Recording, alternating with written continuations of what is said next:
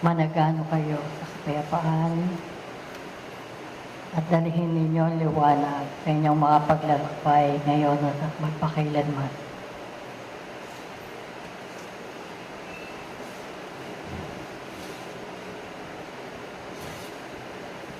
Ang kasalukuyang panahon.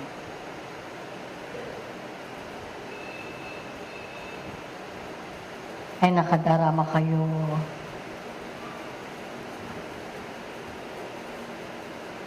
ng mga bagay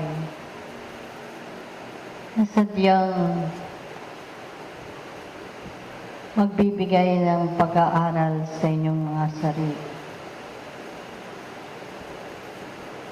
Sapagkat ang mga pangyayaring nagaganap ay para sa kauunlad ng kanyang ako. Subalit habang kayo'y naglalakbay, ay kinakailangan ninyo ang kahandaan.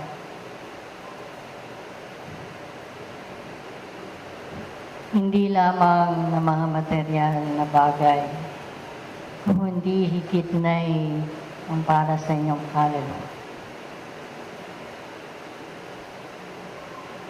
Sapagkat katotohanang daragsak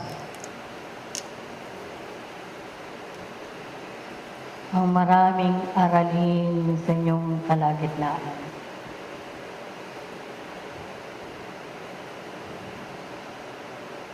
Na siyang magbibigay sa inyo ng pagkakilala sa inyong sarili.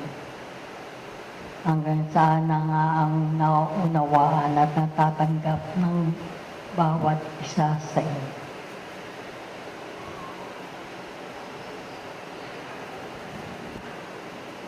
Sapagkat ang tabing ay magbubukas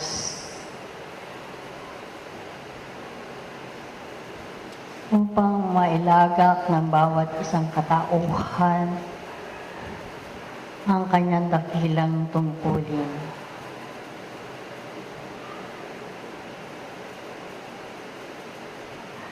Na kung wala kayo ng kahandaan sa inyong sarili, mahapis kayo, mabibigo.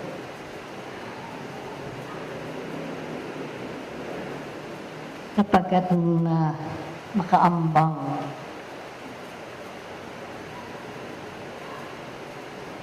ang maraming mga pangyayari sa inyong kalagitnaan. Hindi lamang ang mga katauhang naroroon sa kapangyarihan. Hindi lamang ang pagyanig ng lupa at pagputok ng mga bulkan. Madarama ninyo sa inyong sarili ang pangangailangan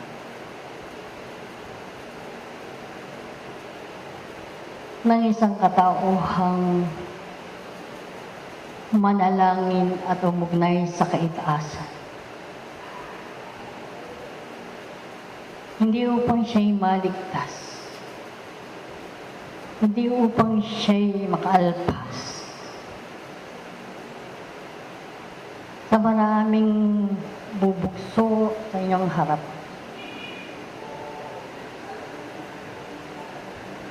Hindi lamang ng mga karamdamang mamamayani sa inyong kapaligiran.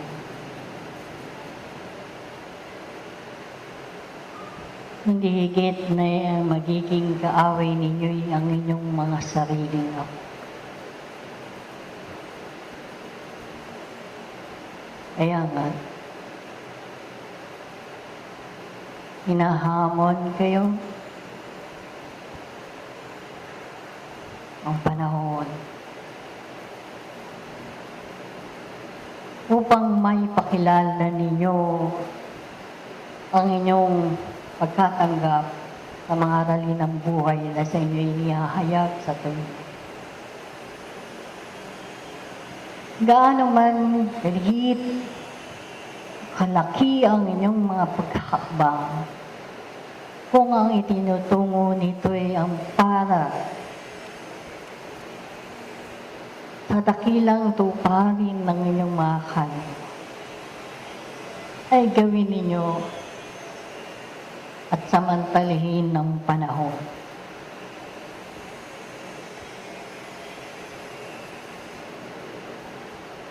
Sapagkat ang panahon ay mahalaga. At kung mayroon na mga araling sa inyo ibinibigay, ay damahin ninyo at lasahan ninyo sa inyong mga pagkatao,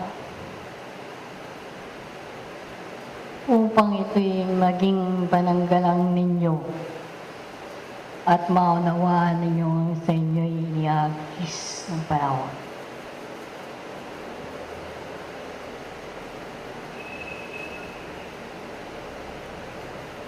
Pagalingin ninyo ang inyong sarili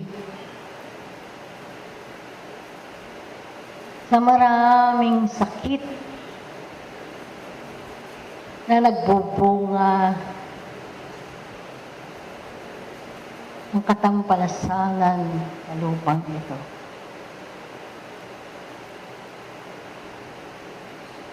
Linisin ninyo ang inyong mga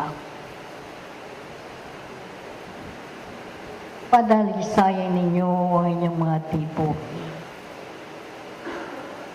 Ihagkis ninyo ang inyong mga kaisipan sa isang mabuting kaparaanan na magbibigay ng lakas at maipailan lang sa alangaan na nangangailangan pa ng liwanag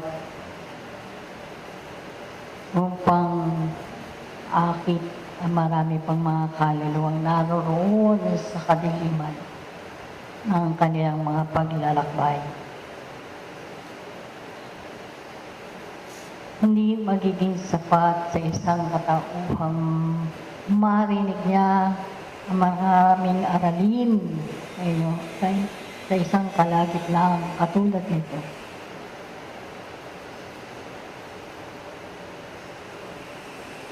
Sapagkat ang kinakailangan ay ang tunay na paggawa ng tao.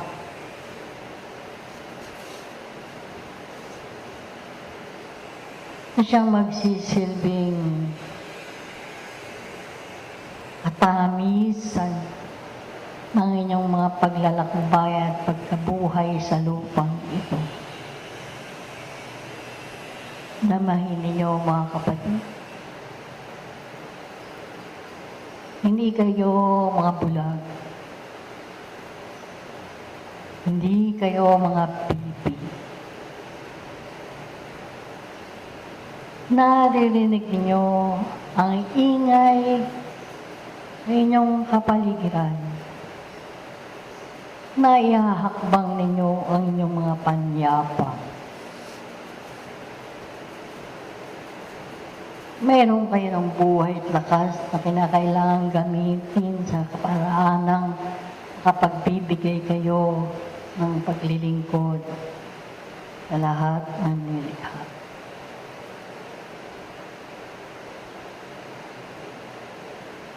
Samantalahin ninyo ang panahon. Kapag unti-unting nilalarawan sa inyo na ang buhay na inyong tinatangkilik ay mahalaga,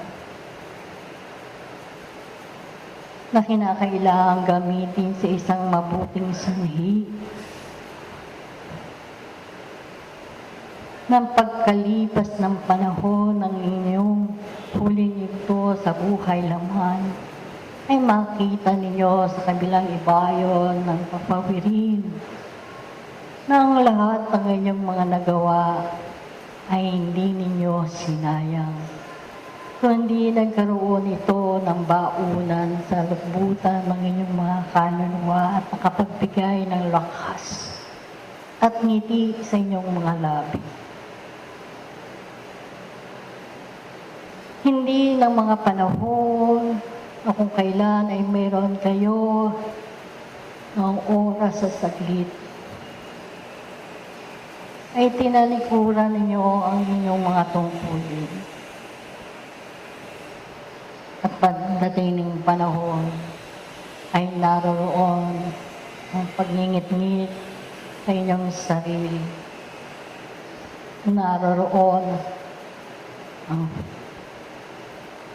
ang mga panahon na inyong nasayang at kayo'y nagsisi. Kaya nga, mga ginigiliw na mga kapatid, kayong mayroon ng mga dakilang tungkuling pang isinasakatuparan sa kasalukuyang ito, ay huwag ninyong hayaang mabigo ang inyong mga ako. Hindi lakarin ninyo ang mga puok na kung saan ay naroroon ang inyong mga kapatid na nagdadalamhati. Naroroon sa banig ng karamdamang hindi nahahanda sa kamatayang kanilang hintay. Yung mga panalangin na mumutawi sa inyong mga lamin na naroroon sa kaibuturan ng inyong mga puso, ang tunay diwa na inyong ipinapanalangin.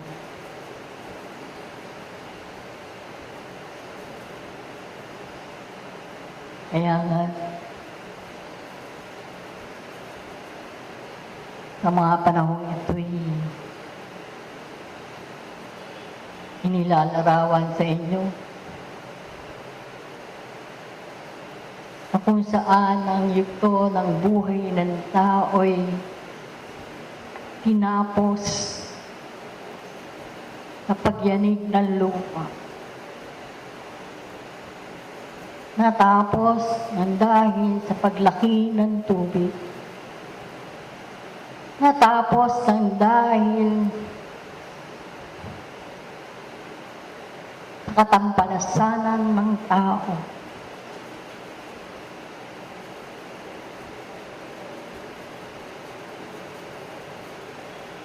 Nakikita ninyo ang mga bagay na ito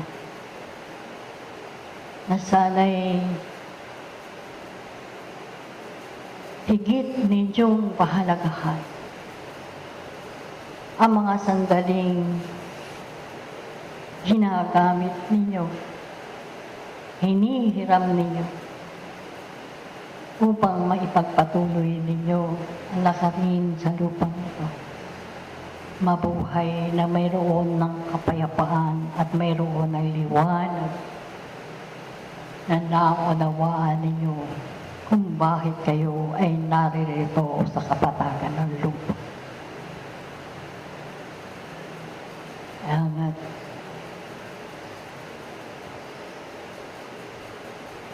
alisin ninyo ang mga piring sa inyong mga mata. Bagtasin ninyo ang mga daan tungo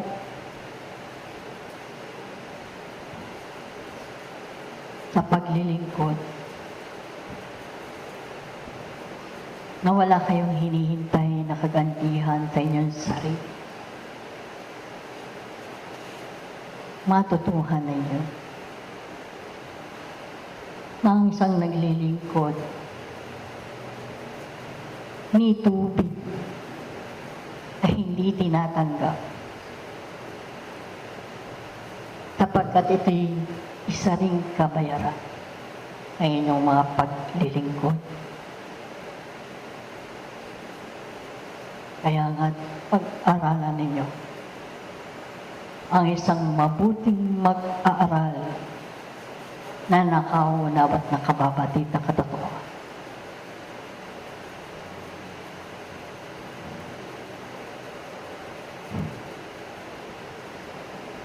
Ay nagbibigay sa kanyang sarili ang tunay na kahulugan ng paglilingkod. hindi lamang ng salaping maaari ninyong maipaglingkod, kundi sa mga namumutawi sa inyong mga labing umaakit ng pag-ibig. Nagpapaliwanag sa isang katauhang naditimlan ng kaisipan. Doon sa inyong mga presensya ng dahil binigay ninyo ang inyong mga sandali, ay kayo rin ang unang pagbibigay sa inyo ng kasiyahan at ligaya. Kaya nga, ito ay hamon sa inyo. Kayo na naglilingkod at narito sa bubong ng simulay ng Espiritismo na binabaki ang mga ng kanyang sarili. Inililigpit ang kanyang sarili, kaguluhan ng daigdig, at nagdaragdag ng kapayapaan sa daigdig na kanyang pinamamahayanan. Ito ang maliit kong alay sa inyo sa mga sandaling ito. Mauna ninyong gamutin ang inyong mga sarili upang higit ninyong may dala ang inyong pagkatao niya sa paglilingkod sa iba. Sapagkat kung mayroon ang kagulumihanan sa inyong mga ako, anong lakas sa maaari ninyong maibigay?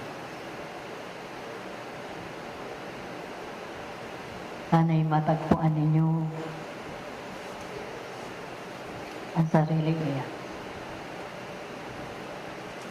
Ang kahalagahan ng tungkulin ay nakasalalay, nakasiglahan at lakas ng isang tumutulong at nagtitiwala sa Diyos na kanyang sinasangpalatayan.